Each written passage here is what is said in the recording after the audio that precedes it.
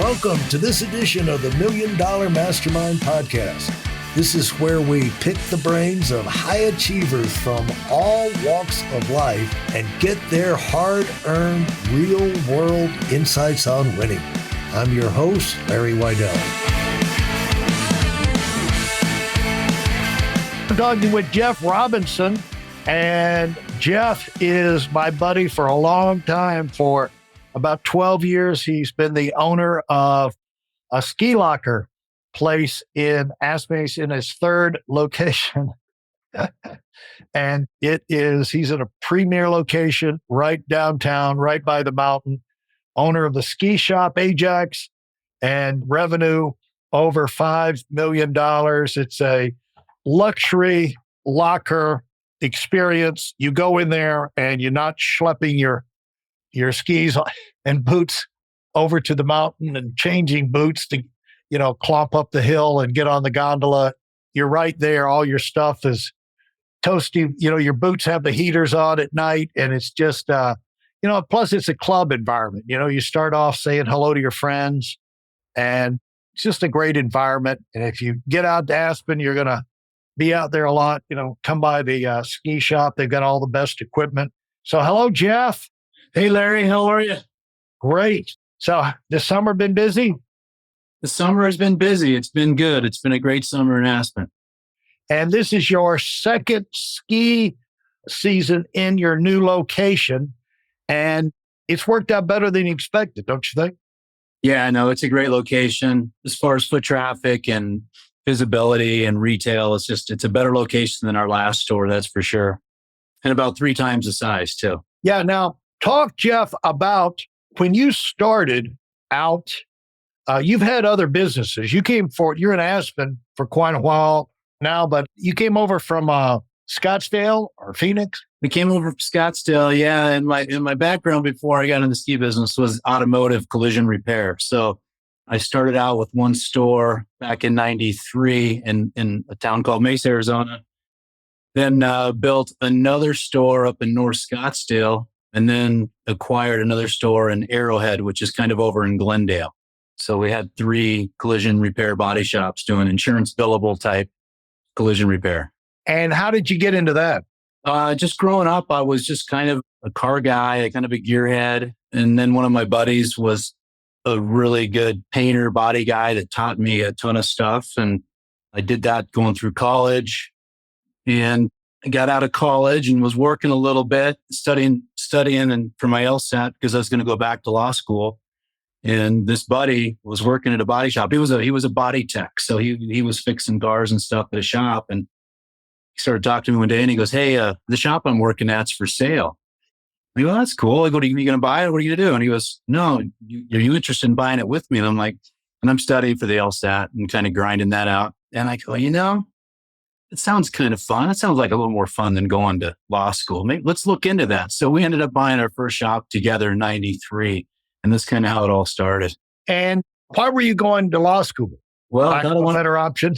Well, I wanted to be an attorney. So I liked that, studying in college. And I was political science English major at Arizona State. And I just really enjoyed that side of it. So that's the road I was going to go down until we did this. And I mean, at heart, I'm a car guy, gearhead, loved being around cars and all that stuff. So at the time, it seemed like the right move, and it was. I mean, I'm glad I did that for almost 20 years that I had those stores. So you've always, were you set up to go in that direction from high school and growing up? You say you're a gearhead. What does that mean?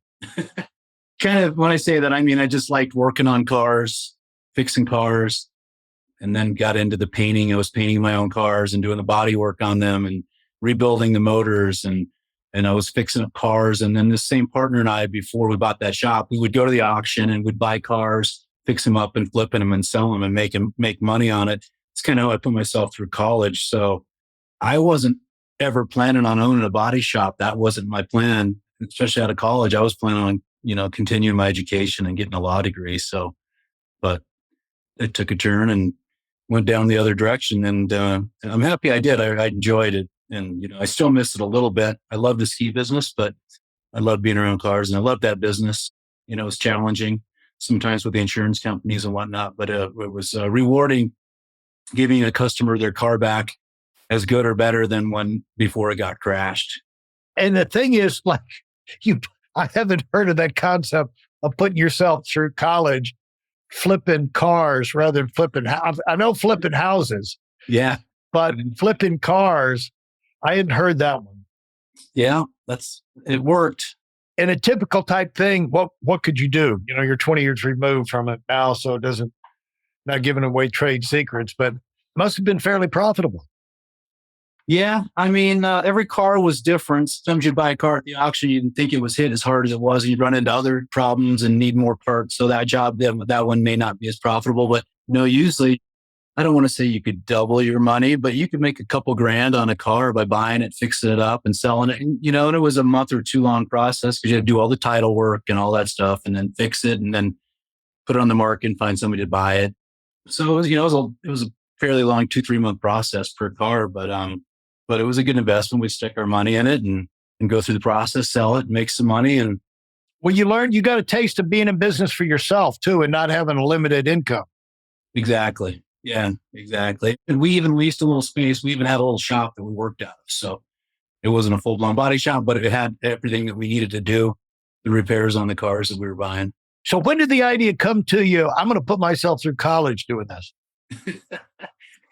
I was either go get a job at a restaurant or something, or do what I really like to do. And that's, get my hands dirty and work on cars. So I'm like, I'd rather do that in the afternoon after classes than go work at a bar or restaurant at night, trying to make some extra cash to put myself through school.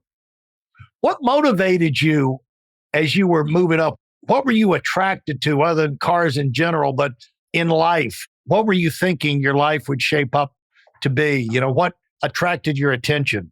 Well, I kind of always knew I kind of wanted to do my own thing and own my own business, and I couldn't imagine myself really working for somebody. I was always had the kind of that entrepreneur itch. So it just kind of happened over time. And then once I got into my first store, I really knew that was the direction I wanted to go and kind of expand into a different area up. And when I did my second store, we built it. It was in a higher end area. I enjoyed working on higher end cars, and that was a little more affluent area. So we were working on, BMWs and Mercedes and Porsches and stuff like that, rather than my other shop where we were working on a little lower end car, even though the process is exactly the same and you got to do exactly the same thing to every car. I just enjoyed being around some of those higher end cars and clientele.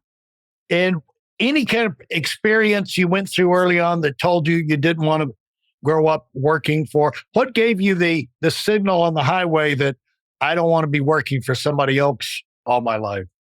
It's always interesting how that signal comes to us.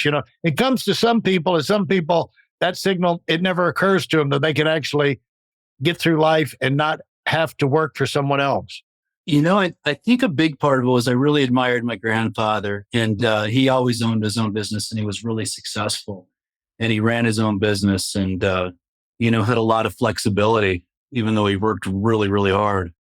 I think it was being around him and working with him growing up and doing things and doing projects with him that I just kind of saw that and go, I kind of think that's what I kind of want to do too. So that might have been kind of the light that I saw way back when I was young. What was the hard thing about being in business for yourself? Did you have to kind of develop some new skills or reorganize your thinking or make some adjustments to be successful in that thing? No, I wasn't afraid to work hard, put the time in and do whatever it takes to be successful. Some of the challenges are employees. Sometimes it could be cash flow, figuring those things out, growing and having the capital to grow. Those were some challenges, but when I started doing it, I decided I was going to do it. And I was going to work hard and do whatever it takes to be successful. And not everybody gets to that, ever actually makes that decision, do they? No. But it seems like, it's like this business is hard, life is hard. And it's like, how do you do it? It's just so hard. It's like, well, it'd be hard for me too if I did it the half-blooded way that you do it, trying to cut corners and making everything 10 times harder than it needs to be. When you make up your mind to just go do it, it starts to get a lot simpler, doesn't it? It does. for sure. I've heard that phrase, do whatever it takes to be successful.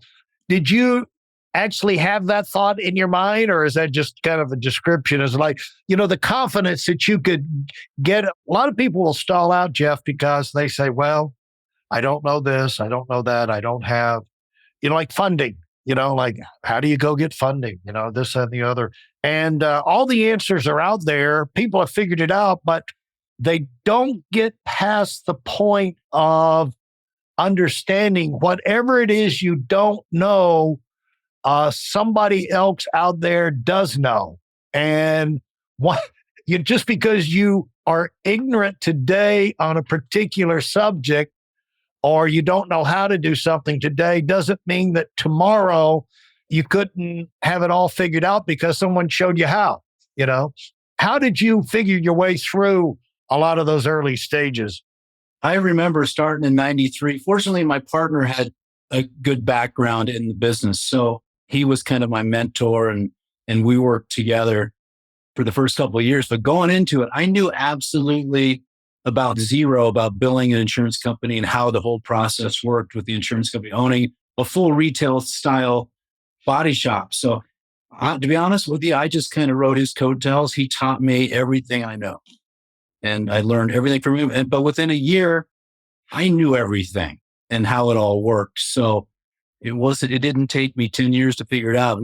I figured it out pretty quick, but I was lucky that I had a mentor and a partner that knew what he was doing. Although he was learning some things too at the same time. He had never been at that level, but he had the background and had been around it enough to know that we could do it and be successful at it.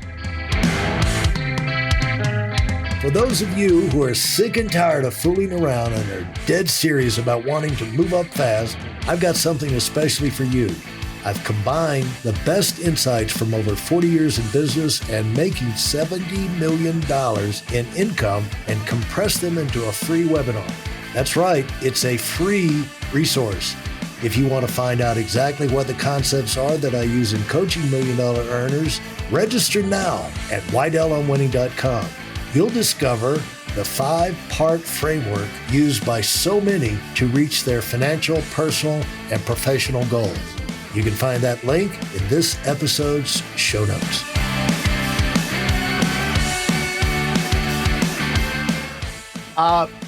What triggered the experience? Was it just natural evolution? Let's get this, expand here, expand there. Just opportunities came and you jumped on it? Yeah, as we grew and figured out and the shops became successful, I think maybe it's time to do another one, and then had the opportunity to acquire another one that just kind of came about. So it was just kind of time and the timing and the economy doing well. Did it turn out the way you expected? Yeah, it sure did. In terms of income and opportunities and things like that? It did. Yeah. I mean, it provided a really good lifestyle for me for a long time, having that career. What does that mean? A really good lifestyle? Just an income and the life that I had. And, I was married, had 3 kids. They had a great lifestyle and a successful time. Now, what got you excited about, when did Aspen come on your radar? Was that your first experience with a ski town? Well, I grew up skiing, but yeah, living in a ski town. So I got out of I sold the body shops in 2008 and just took a little time off. And then I was skiing in Aspen. I just gone through divorce, skiing in Aspen with my girlfriend. And we were just talking to people. We were having a great time here for a week. And everybody's telling us how great the summer is. And we're like, okay, I'm sure it is. I'm sure it's beautiful. And I'd never been here in the summer. So we were just driving home back to Scottsdale, and we go, maybe we should just rent a place for a couple months and just come spend a couple months in Aspen and see what it's really like, hike and do all those fun things that you do in Aspen and ride your bike around and enjoy the great weather. So we rented a place for a year rather than 3 months, just because it was more cost effective, because it was going to be so expensive to rent a place for 2 or 3 months here. So rented a place for a year, skied, had a good time. And that's when when I started getting to know the ski town, the ski business a little bit. Had a locker over there with you. This was before I owned the shop, and rented a locker from Alex. Yeah, Alex. To get through the ski business. Yeah. And anyway, renewed the lease, stayed another year, bought the ski shop. I wasn't doing anything, and I saw potential in the shop, and the guy that owned it wanted to get out. So I'm like, I'm not really doing anything right now. I see the potential in your business model with the locker room / ski shop / tune shop. And I go, I think it's got huge potential. He wanted to get out, and so I decided to buy it from him. And it's that was back in 2010.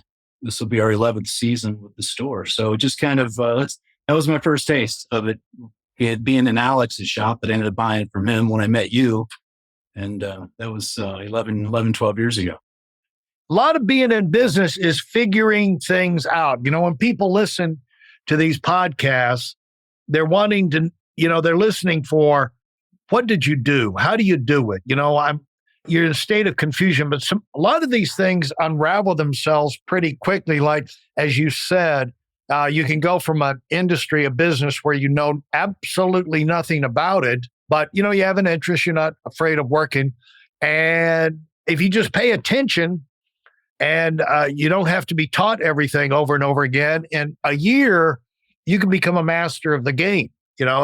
Most things are like that. In fact, I found that you can get pretty good at just about anything in 90 days if you saturate yourself with it, but especially in a year. And so just having that approach, a professional type approach, we're not going to have this as a hobby thing. This is going to be a business. We're going to treat it like a business. We're going to expect a business income, a business result, and dependability and profitability and all of that. Having that mentality, looking at opportunities, gives you an incredible advantage over the people who just see it as, well, we got a store and we do this and the other and kind of take what comes. Yeah. I was lucky enough when I acquired the store, I inherited a couple really good employees that had really vast knowledge of the ski business, had been doing it a long time. And one of them really taught me a lot that I know today, technical and the technical side of the business and stuff. And I, be honest with you, Larry, going into the ski business was kind of like when I went into the body shop business. I knew a little bit about it, and it was a business, and I knew I could figure it out, but I really didn't know that much about buying hard goods and what I should buy and difference between the boots and the sizes and all the different things and the construction of skis and should we do clothing in this little store that we got, which we tried, which was kind of a failure. We should have never tried to do clothing. There just wasn't enough room. We should have just bought. So it took me a couple, 2-3 years to really dial in what our niche was and to get the thing profitable, to get the locker room full, to get people to know where we were, because we were on the backside of a building. People didn't, if you didn't know where we were, you had a tough time finding us. But so it took a couple years to figure it out, because it is seasonal. So listen, you got 5 months to kind of do your thing, and then you've got this time off, and then your next year comes around. So it's not like you're doing it year round. You're still running your business year round, but you're really in there dealing with people for those 5 months of the ski season. So after about 2, in our third year, we filled the locker room completely full, acquired another space, did another locker room, and then filled that one and had a waiting list with very little turnover. Got a really good reputation of the ski tuning. I had, obviously some great guys tuning for me. They knew what they're doing. We had a great reputation there, and really got a very small space rocking and rolling. As you know, you've been in that space, and it was pretty tight, but we did a lot in that space, and it became really successful. Yeah. And there's actually some advantages to having a small space, because it causes you to be cost effective, or make sure, well, first of all, nobody can lay around. There was only, Steve was going to take care of whatever chair was in there. So you couldn't come in and sit down because Steve was going to be in there. Right. And yes, that's true. There was only about 4 seats in the whole place. Yeah. So if anybody was in there, they're going to be working.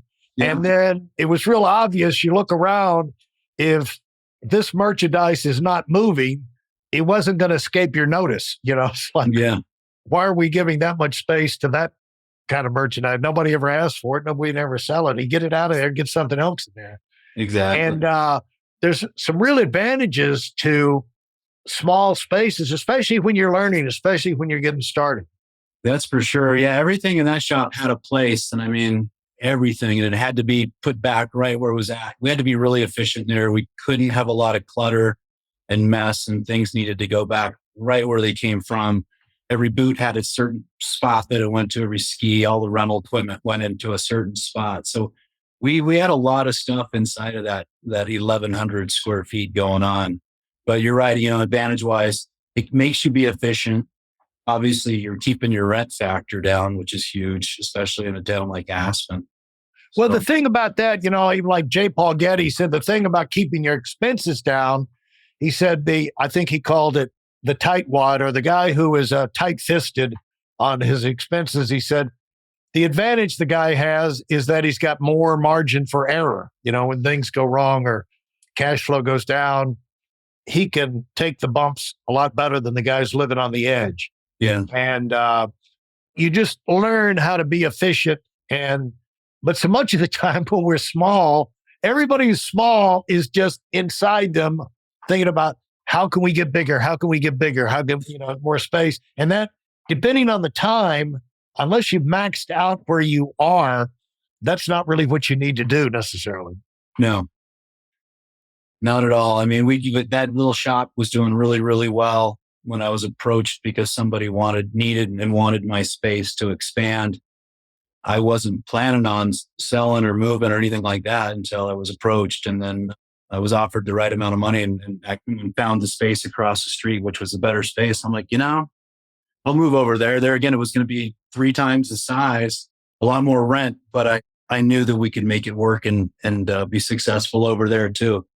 And it's been a fun move. It's been fun changing the way we've done things. We've got more room, different equipment, a brand new locker room. It's been a fun process. But setting up a new store is always going to be more work than you anticipate, isn't it? Because I noticed like last year, as you moved into that new thing, you'd already moved once and then you move again. It just seems like, you guys, it's just on and on and on, It seems like the last few years of my life has been moving, but yeah. Because you were, the second location where you were last year was right across the street from my condo. And it's like, that truck was out there unloading and loading all the time. Yeah, fortunately, we knew that was a temporary pop-up spot because we had to wait for the lease on the new space before we could gut that thing and do a full remodel on it. So that was just kind of a temporary, almost kind of a season off for us, but we didn't want to lose our momentum as a ski shop and a locker room. We wanted to have a presence. So we did a small amount of hard goods. We didn't do any tuning that year. We had a small locker room just to keep lockers for our current locker members if they wanted one, and just wanted to have a presence in town that we hadn't gone away. The shop wasn't gone.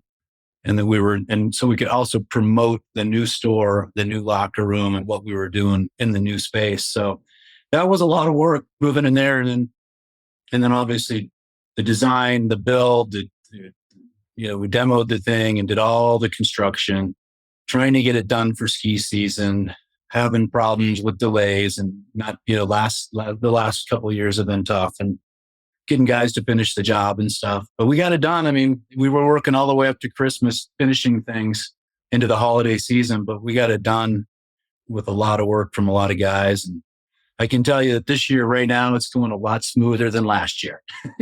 Yeah, that's one thing, those listening, if you're starting a business right now, next year's going to be smoother, folks. When you start, you don't know what you don't know, and you're in the process of learning what you don't know. Yeah.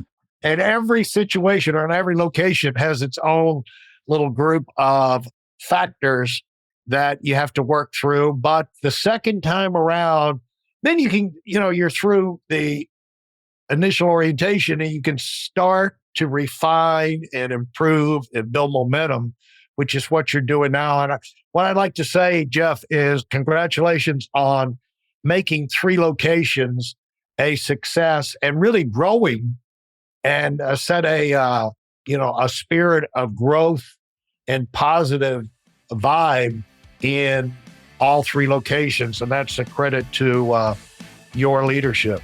Thank you, Larry. Thanks for listening to the $1 Million Mastermind.